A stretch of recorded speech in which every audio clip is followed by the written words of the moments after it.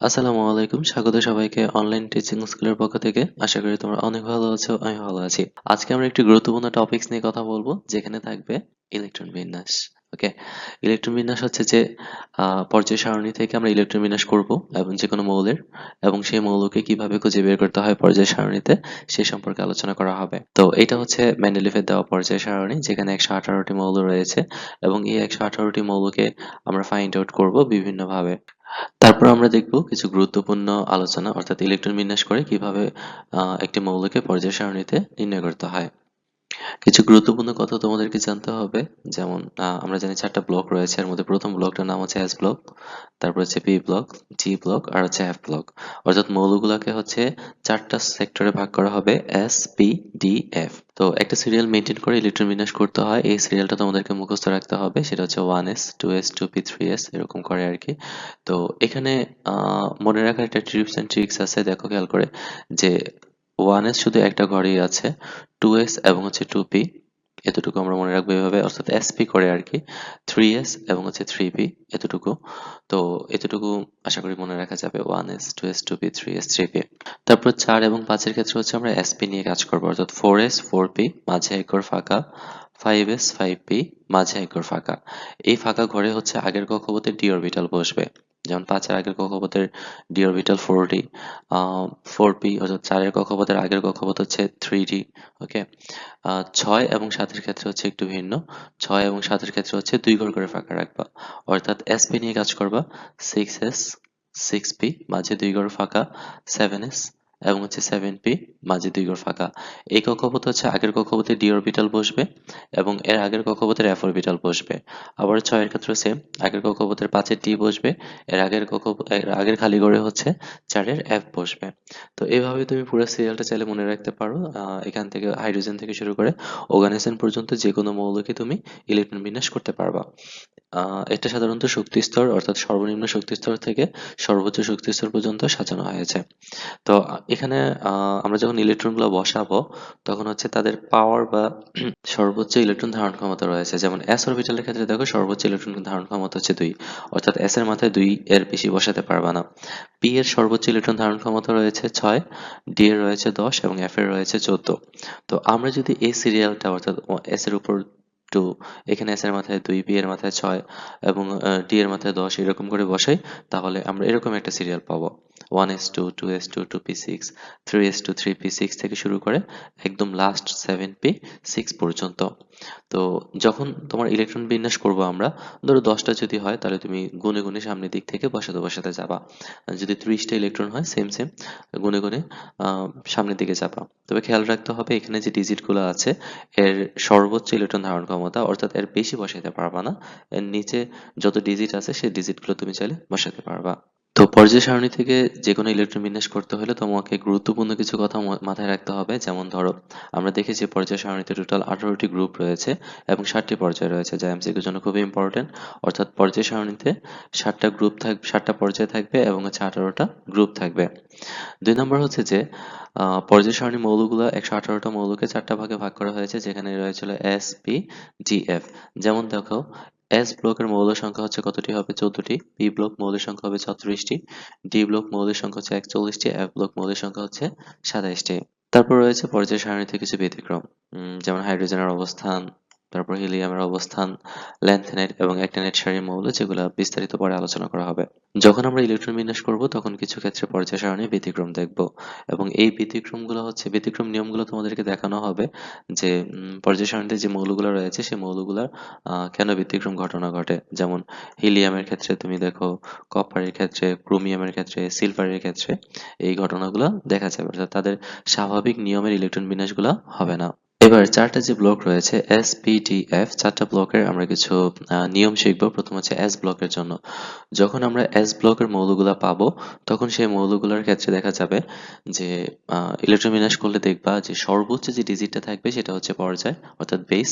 আর পাওয়ারের ক্ষেত্রে হচ্ছে ব্লকের উপরে যেই মানটা থাকবে সেটা হচ্ছে গ্রুপ। আমরা যখন ইলেকট্রন বিন্যাস করবো তখন দেখতে পাবা। তারপর যদি পি ব্লক হয়, তাহলে হচ্ছে যে সেক্ষেত্রে একই কক্ষপথ দেখতে পাবা, যেমন 3s 3p এরকম থাকবে, 4s 4p। তো যে ডিজিটটা থাকবে sp সামনে সেটা হচ্ছে সর্বোচ্চ যে ডিজিটটা থাকবে সেটা হবে হচ্ছে তোমার পর্যায়, আর s এবং p এর মাথায় যা থাকবে সেই দুইটা ডিজিট যোগ করতে হবে।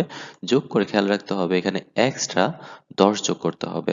তুমি যদি গ্রুপ খুঁজে পেতে চাও তাহলে তোমাকে s এবং p অরবিটালের মাথায় যেটা থাকে সেটা যোগ করে এক্সট্রা 10 যোগ করতে হবে। সেটা হচ্ছে p ব্লকের ক্ষেত্রে। d ব্লকের ক্ষেত্রে এটা আমরা ds এর নিয়ম বলি, অর্থাৎ যেমন সর্বোচ্চ যদি 4s হয় তাহলে অবশ্যই 3d থাকবে, 5s হলে 4d থাকবে।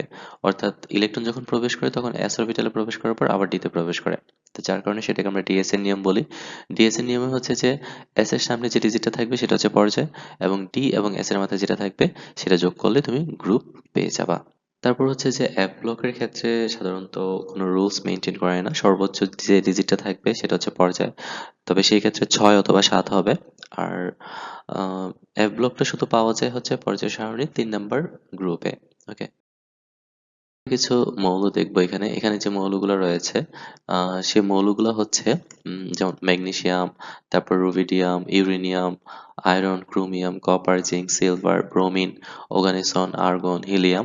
তো আমরা এদের ইলেকট্রন বিন্যাস করব। এখানে যে মৌলগুলো দেওয়া আছে সে সকল মৌলগুলোর ইলেকট্রন বিন্যাস করব এবং তাদের পর্যায় গ্রুপ বের করব। যেমন ধরো তুমি যদি একটু কপারের কথা ভাবো, হুম, তো কপারটা হচ্ছে কত নম্বর পর্যায় হবে?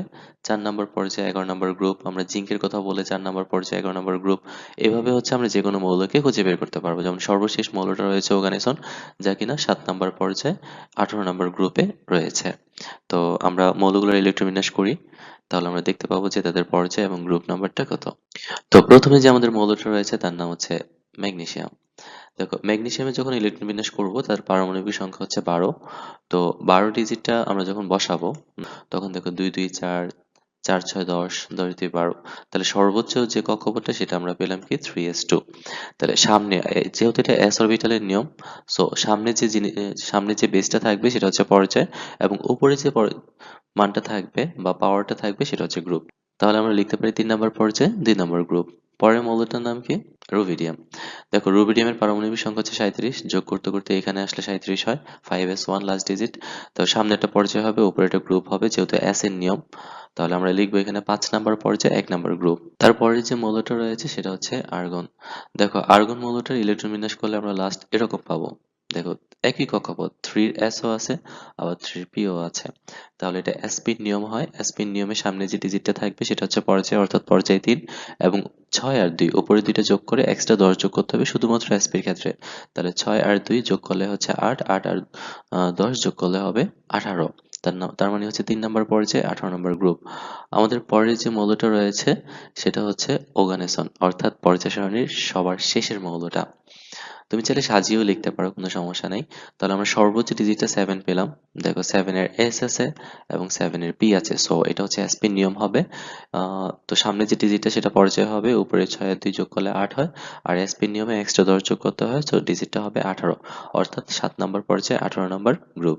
আমাদের পরের মৌলটার নাম হচ্ছে ব্রোমিন। দেখো ব্রোমিনের পারমাণবিক সংখ্যা হচ্ছে 37। ইলেকট্রন বিন্যাস করলে sp এর নিয়ম আসবে, অর্থাৎ সর্বোচ্চ ডিজিট 4s এবং হচ্ছে 4p। তো পর্যায় 4 হবে, এখানে দেখতেই পাচ্ছি আমরা। আর যেহেতু অ্যাসপিন নিয়ম 5 এর 2 যোগ করলে 7, এক্সট্রা 10 যোগ করতে হবে, তাহলে পর্যায় হচ্ছে 4 হবে আর গ্রুপ হচ্ছে 17 হবে। আমাদের পরের মৌলটার নাম হচ্ছে জিঙ্ক। জিঙ্কের পারমাণবিক সংখ্যা হচ্ছে 30। আমরা ইলেকট্রন বিন্যাস করলে দেখো লাস্ট ডিজিটটা হচ্ছে 4s2। ওকে, তারপরে আবার 3d তে প্রবেশ করে ইলেকট্রন। তার মানে যেহেতু s অরবিটাল আছে তার সামনে কি থাকতে পারে? 3d থাকতে পারে। যেমন কিছু কিছু s অরবিটাল আছে, সব ক্ষেত্রে হচ্ছে যে d থাকবে না। 4 এর পর কক্ষপথ থাকলে হচ্ছে, বা 4 থেকে শুরু করে 5 6 7 তাদের ক্ষেত্রে d অরবিটাল আসে, কিন্তু 1 2 3 তাদের ক্ষেত্রে d অরবিটালটা আসে না। তাহলে 4s2 যখন হয় তাহলে অবশ্যই 3d থাকবে, 4s থাকলে d থাকবে। তো এক্ষেত্রে আমাকে ডি সহ নিতে হবে। তা এস এর সামনে যে মানটা থাকবে বা বেসটা থাকবে সেটা হচ্ছে পর্যায় হবে, আর ডি এবং এস এর মাথায় যেটা থাকবে সেটা যোগ করলে তুমি গ্রুপ পেয়ে যাবে। তবে এই ক্ষেত্রে কোনো এক্সট্রা 10 যোগ করতে হবে না। তাহলে 4 নম্বর পর্যায়ে 12 নম্বর গ্রুপ। আমাদের পরের মৌলটার নাম হচ্ছে আয়রন, যার পারমাণবিক সংখ্যা হচ্ছে 26। ইলেকট্রন বিন্যাস করলে ডিএস এর নিয়মে আসে আগের মতো। তাহলে এস এর অরবিটালের সামনে যেটা থাকবে সেটা হচ্ছে পর্যায়, আর 6 আর 2 যোগ করলে হচ্ছে 8, 8 নম্বর গ্রুপ হবে। আমাদের এরপরে শেষ মৌলটার নাম হচ্ছে ইউরেনিয়াম। যেটার পারমাণবিক সংখ্যা হচ্ছে 92। ইউরেনিয়ামের ক্ষেত্রে খেয়াল করে দেখো, ইলেকট্রন বিন্যাস করলে আমরা এরকম পাবো 7s2 5p4। তো এখানে সর্বোচ্চ ডিজিট কিন্তু 7। ওকে, আর যেহেতু এফ অরবিটাল আছে, সো এফ অরবিটাল হইলে সেটা নিশ্চিত কি হবে, 3 নম্বর গ্রুপের হবে, কারণ এফ অরবিটালের সকল মৌলগুলো 3 নম্বর গ্রুপের মধ্যে রয়েছে। আর সর্বোচ্চ ডিজিটটা দেখে নিবা যে 6 অথবা 7 হবে, যেহেতু এখানে 7 আছে, সো 7 নম্বর পর্যায়ে 3 নম্বর গ্রুপ হচ্ছে ইউরেনিয়াম। এখন কথা হচ্ছে যে আমরা কিছু কিছু মৌল দেখতে পাই যে মৌলগুলা নর্মালি হচ্ছে তোমার ব্যতিক্রম, অর্থাৎ স্বাভাবিক নিয়মের ইলেকট্রন বিন্যাসগুলো মেনটেন করে না, যেমন হচ্ছে হিলিয়াম। দেখো হিলিয়ামের পারমাণবিক সংখ্যা কত, 2। আমরা যদি ইলেকট্রন বিন্যাস করি তাহলে পাবো কি 1s2। তো 1s2 ইলেকট্রন বিন্যাস করলে খেয়াল করে দেখো এটার আহ, তোমার হচ্ছে পর্যায় 1 হওয়ার কথা ছিল আর গ্রুপ হওয়ার কথা ছিল কত, 2। কিন্তু তুমি যখন ইলেকট্রন বিন্যাস করার পর পর্যায় সারণীর দিকে খেয়াল করে দেখবা, সেটা কিন্তু 1 নম্বর পর্যায়ে এবং 18 নম্বর গ্রুপে নাই। সরি, 1 নম্বর পর্যায়ে 2 নম্বর গ্রুপে কিন্তু সে নাই, সে আছে 1 নম্বর পর্যায়ে 18 নম্বর গ্রুপে। এটা স্বাভাবিক নিয়মের ব্যতিক্রম, কারণ 18 নম্বর গ্রুপের সাথে বৈশিষ্ট্য মিলে যায়, এই জন্য তাকে 18 নম্বর গ্রুপে স্থান দেওয়া হয়েছে। আমাদের পরের মৌলটার নাম হচ্ছে ক্রোমিয়াম, যার পারমাণবিক সংখ্যা হচ্ছে 24। দেখো ক্রোমিয়ামের যখন আমরা ইলেকট্রন বিন্যাস করি তখন অনেকটা এরকম হওয়ার কথা ছিল, 4s2 3d4।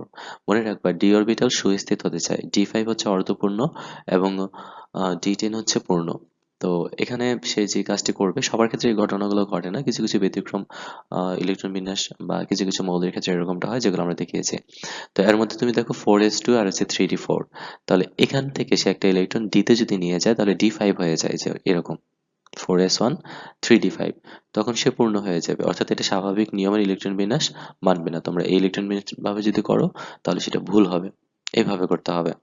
তো এখানে দেখো 4, যেহেতু এসডির নিয়ম সবগুলাই, এসডির নিয়ম হলে হচ্ছে বা ডিএস এর নিয়ম হলো, সেটা হচ্ছে এস অরবিটালের সামনে যেটা থাকবে সেটা হচ্ছে পর্যায়, এবং ডি এবং এস এর মাথায় যেটা থাকবে সেটা যোগ করলে আমরা গ্রুপ পেয়ে যাব। আমাদের পরের মৌলটার নাম হচ্ছে কপার, যার পারমাণবিক সংখ্যা হচ্ছে 29। দেখো আমরা ইলেকট্রন বিন্যাস করলে 4s2 3d9 পাই, তাহলে d10 হচ্ছে পূর্ণ, তাহলে এটা এভাবে ইলেকট্রন বিন্যাস হবে না, অর্থাৎ এস অরবিটাল থেকে ডিতে একটা ইলেকট্রন চলে যাবে, d10 হবে, সে পূর্ণতা পাবে। এই ক্ষেত্রে তার পর্যায় হবে 4, আর 10-এর একে যোগ করলে গ্রুপ হয় 11।